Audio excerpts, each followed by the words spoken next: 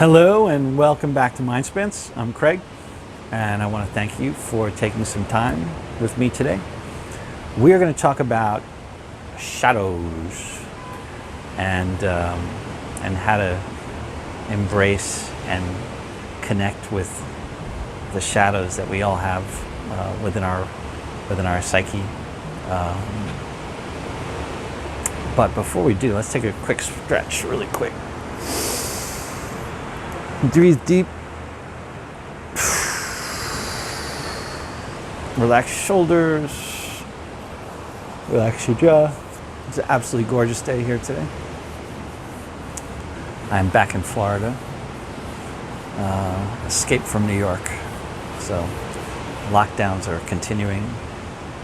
So it's a great time to do a lot more videos, do some self-exploration. I just did a video on taking the time to, since you can't go out, journey in. But today, and as you journey in, it came to me that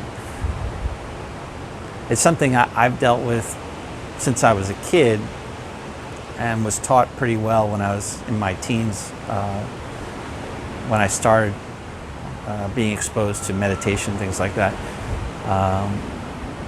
That there are these shadows, creatures, whether it's in nightmares or just things that you're afraid of that sort of evolve and take on a life of their own in your life. And they eventually get bigger, you empower them, they get bigger, they interfere with things. And they can take many, many, many forms.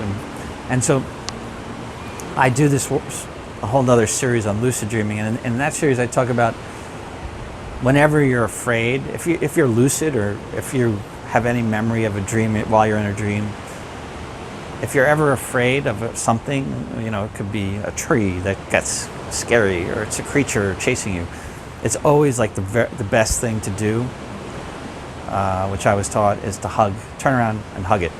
Don't run away, don't try to fight it, just hug it, and with the most love, even if it's gnawing at you, if it's a tiger gnawing at you, hug it, and eventually, very quickly, it'll dissipate or become a beautiful creature, And it's hard because there's that moment of fear, intense fear, or intense anxiety, and it's so hard to do that. But when you start trying in your daily life, you'll also be able to do it in dreams and other parts of your life. And so one of the ways we can do this, I'm going to give you a couple of really great exercises. And I'll tell you a very personal story. I got very sick. I ate a cake on a trip in the Dominican Republic, and I got very sick, and people thought I had salmonella poisoning or something, and I went to the hospital there. It was horrific. Felt a little better, came home, back at work, got sick again, got sicker and sicker and sicker and sicker, and I went to the doctors, I went to the hospital, and everyone was like, there's nothing wrong with you. And they thought I was like going crazy or something. I'd lost so much weight. I probably lost like 30 pounds or so. Couldn't eat, couldn't sleep. And it was horrible. It was really horrible. And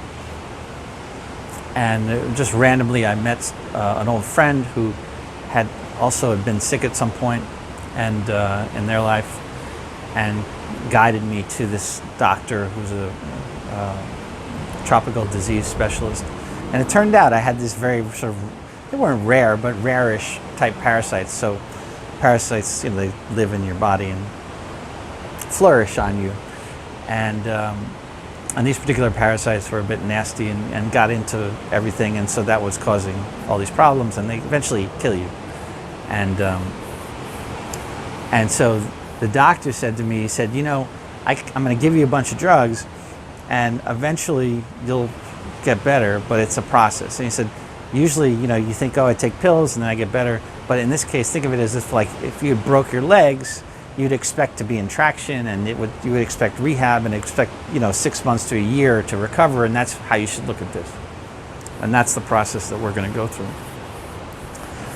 And so went through that very long, painful process, and started to get better, which was great. But I had this fear of eating food, I thought everything was dirty, and I literally would take dishes out of the dishwasher and rewash them by hand. And my mom and my girlfriend at the time was like, you're going nutso. And it kept getting worse. Like, I couldn't. And one day I realized that it was starting to really impact everything in my life. And I said, it's just got to end. It's got to end, And so I said, I'm going to just take it one step at a time, little by little. And little by little, I would take a dish and just not wash it. And it sounds ridiculous, but these are how these things are. And I ate from that dish, and I started little by little going back to normal. And I actually went and had sushi one night. It was I loved sushi, and then I stopped eating sushi and I'd never gotten sick from sushi my whole life. And as a matter of fact, a bunch of people had gotten sick at this party that I was at, from the cake, and not as bad as me, thankfully. And so they had traced it back to a shipment of yeast from Canada, of all places. So it had nothing to do with being in the Dominican Republic. It had nothing to do with bad food. It happened to be a yeast shipment from Canada that happened to got this parasite got into that yeast shipment. Go figure. So one, I was like, I'm never going back to the Dominican Republic. I should be saying I'm not, but I would never think I'm not going to go to Canada. Like, what's wrong? Canada's like happy place, right? No. So it was all this misconception of what really happened and all this whole thing. But you get over it, and you face these demons, you face these fears, you face these shadows. And there are all these things that happen. That's a very extreme example, but there are things that happen every day in your life that are uncomfortable, that make you anxious. They're real fears, like I was talking about rock climbing, and you're afraid, but examine your fear. Like, what are you afraid of? What's really going to happen? Or, I'm afraid to do a speech. I'm supposed to do a speech. I'm afraid. I'm crippled. Start slow. Start practice. Do a small speech. Go out and start doing more speeches. Embrace this. Turn around and embrace and hug it, instead of fighting it and running away and pushing it away. It's about embracing. And when you analyze your fear or your anxiety or this situation, it's really chemical, right? So what happens in your body is you get this buzz of chemicals getting released, like that you're going to die or something, right? So mostly cortisol, which starts a whole series of events that get you like this fight or flight mode, and you feel sick, and you're like, ugh. And unfortunately, once that happens, that stuff, you're there until it gets out of your system. And the best way to get out of your system is to breathe very deeply and quietly. So first thing you do is, when you recognize that something is happening, is to just breathe really deep and very quiet, and start to just relax your shoulders. And as you do that, you're going to feel this buzz of energy, like as if you just had 20 cups of coffee. And that's sort of what it's like. Right? You can try to make that coffee go away, that buzz, but it's not. It'll go away when it goes away. So you can either freak on it, or you can sort of relax. And what I tell people to do is try to fall back into it and let the buzz just sort of buzz, let it be and dissipate out through you, And once you realize that it's just chemicals pumping into you that's making you feel this way, that you then interpret as fear, you interpret it as anxiety, it's that feeling. it's chemicals pumping through your body that are creating this environment in your head. And you'll start to see those things start to dissipate. You'll become more aware of when it happens, how it moves away, how that energy flows. And so when you feel that energy, you're not going to be afraid of it. It's not going to force you to run away. It's going to be something that you're used to, and that you start to learn how to, one, ease it quickly, and two, how to not let it happen in the first place, because you can tell that there's a situation. And a lot of it's just breaking down those barriers and embracing the things that you fear most. Just like we were talking about embracing the chores that you don't like, you know, and turning those chores into things that are opportunities to elevate your spiritual self, to elevate your sense of presence, to elevate your sense of being. And you'll find, like I say, everything takes a little bit of time, but you will find relatively quickly that you got it. You got this. It's totally cool. You know, things that you're afraid of, you're not going to be afraid of anymore. As a matter of fact, you may be excited to engage in activities that you thought were something that was very scary.